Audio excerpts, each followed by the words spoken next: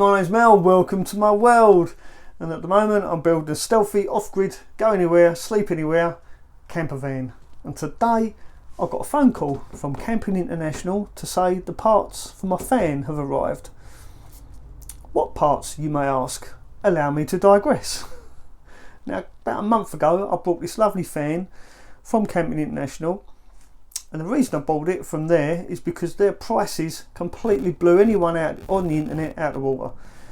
No one could compete with their price.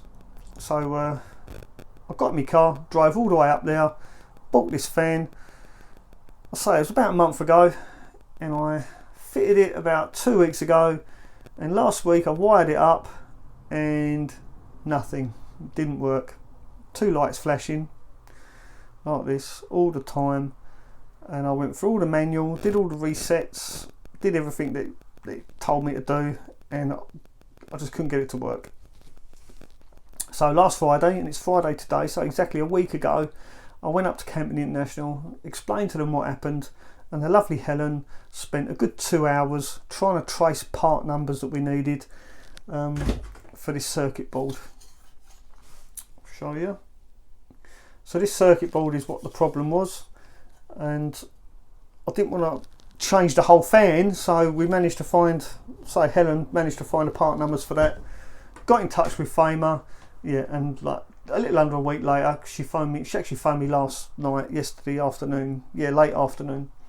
So I went and got it this morning, and yeah, all tickety boo, it works perfect now. So yeah, thank you Helen, and thank you to Helen's team as well.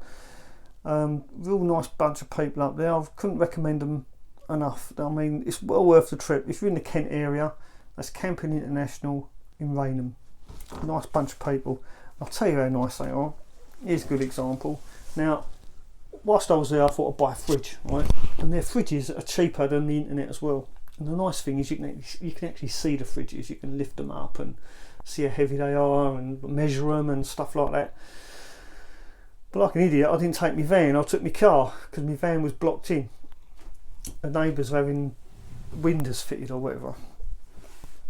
And yeah, because I don't know anyone around here, I didn't want to go knocking on doors. So anyway, I took my car, and now there's two fridges up there that I whittled down. They've got a nice selection of fridges, but I whittled my choice down to two. Couldn't decide which one to buy because I wasn't quite sure which one would fit. Pardon me. That's gone. Right, so I couldn't decide which one to fit. Sorry about that. So the nice chap up there, I didn't get his name unfortunately. He said to me, "Well, I'll tell you what, just pick one. And if it doesn't fit, bring it back and then swap it for the other one." Well, can I do that? He said, "Yeah, no problem. As long as it's within 7 days." So that's a bloody good deal. I'll have that one. That's pretty much how I chose. And lucky enough, it fits. It doesn't fit how I wanted it to fit, but it fits. I wanted to have it so I can slide it out from under the bench, but it goes in there, but it's just a little bit too tall, it won't slide out. But I thought actually that's alright, because what I'll do, the bench, I'll make it so it lifts, so there's a lid, yeah, lifting up, and because it's a top loader I can lift this up then as well. Maybe I'll even attach the top of this to the actual, so when you lift the lid this lifts up automatically as well. Bit undecided about that, but I've had these fridges before. They're not the best, but the nice thing is you can take them out and you can tip them out as well, and like on a really hot day you can always chuck a big bag of ice in there and not worry about it. Use it like a cool box. It's basically, that's what it is. It's an esky with a refrigerated lid. It simply draws air in, does something to it, and then pumps it out and makes it cooler. I think it brings it down to about 12 or 18 degrees below ambient air temperature. So they're not the best fridge. It's not like a compressor fridge where you can actually freeze stuff. It is just literally a cool box, which is all I need. All I want to do is keep my milk cut from going off and keep my beer cold. That's all I need it for. I won't be putting meat or anything in there. Yeah, even like milk, I can use powder milk. It's the beer, you know what I mean? It's got to have cold beer on a hot day, or coldish. So as long as I can chuck ice in there and a couple of cans of beer, I'm happy. And I say the nice thing about this, I can actually lift it out. I can lift my lid up, and it's got these lovely big carry handles on the side. I'll just show you. There you go. It's got these nice big handles, so nice and easy to lift it up out of there and tip it out, tip all the water out, easy to clean. And they don't go wrong. You know, there's nothing to actually go wrong in them. There's only one moving part, and that's that fan on the roof. In the lid, there's this fan, and it's got fins inside, and it, say, air passes over, and then it transfers. It does something, all that technical stuff. I don't know what it's called, but it works. And they don't use a lot of power, or do they? I don't know really. It's never been an issue. The ones I've used in the past, I used to use these all the time in my old Volkswagens, and yeah, no problem at all. A lot of people don't like them, but yeah, I think I made my point. They're all right. I like them. So there you go. Yeah, it was nice of him to say to me though, yeah, take one, and if it don't work, if you find it won't quite fit where you want it to fit, then just come back and swap them over, choose another one. And that's something you won't get online. So yeah, Camping International in Rainham, and they're like just off the A2 as well, so they're really easy to get to. It's not a problem. But if you look at, you can see them online. They're online. Right, I'll show you me fan, shall I? Show you it in action. Let's see if I can get this camera. Right, there you go. So to turn it on, simply just touch one button.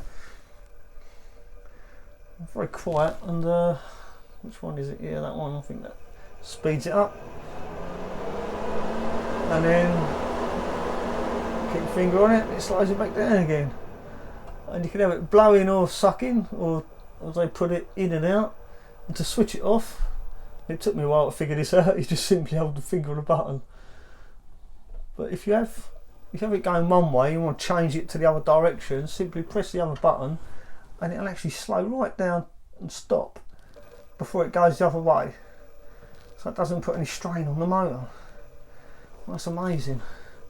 I'll show you again. I love it. I'm so impressed with that. Look at that, and it'll go the other way. And to turn it off, just press the same button. Yeah, so there's my fan. And to open it, simply turn this. Yeah, which way? That way. And that'll open it up. You can't really see because it's dark outside. But yeah, that's the only thing, you have to do it manually. And the only issue I think I may have with it is that the light coming off them switches at night, if I'm laying in bed, it's right above my bed. And yeah, I think that's the only... I could always put something over the switches to blank the light out. It's not going to be that big a deal, I don't think. But yeah, as you can see, it's right above my bed. But the great thing is it actually turns down, so you can have it just spinning slowly at night, just to give you that nice ambient breeze. So yeah, really pleased with that. Yeah, I'm getting quite excited now because it's all coming together. Got my fridge, got my fan working. Still waiting for the parts for the heater, the control panel. I've not sent that yet. And as soon as I get that heater working, there it is down here in the corner. It's caused a bit of controversy where I fitted it. All the comments I've had about that, I don't think I've ever had so many comments over one subject. Yeah, some people are like, oh, that's a brilliant idea, drawing in fresh air from outside, and other people are, well, some people just don't get it. They don't understand the theory of sucking in air from outside, putting it through the heater, and then all the stale air goes out through the roof, so you're getting a constant flow of air through the vehicle. They say, no, you're going to get damp. How am I going to get damp? I don't know. Anyway, I'm going to, once I've got it working, all set up and working, I'm going to find a way where I can actually demonstrate the flow of air going through the van. I might even get some of those little smoke pellets, just to put those doubters, people that are doubtful that it's going to work, just to show them that it does work, so I can physically and visually show you the air flowing through the van. Yeah, smoke pellets, I think that's a great idea. Just make sure I'm not sitting in here when I do it. Yeah, make sure no one phones the fire brigade. Yeah, I might do that. I'm going to order some smoke pellets. Actually, I've got a mate that sells stoves. He might lend me one. But that's to come. So yeah, that's to come. So I'm going to call it quits now. I'm hungry. It's dark. So time for me to go. If you like this video, give me a thumbs up. If you don't like it, by all means give me a thumb down. But most importantly, make sure you leave a comment below. And feel free to talk among yourselves. Ta-da for now.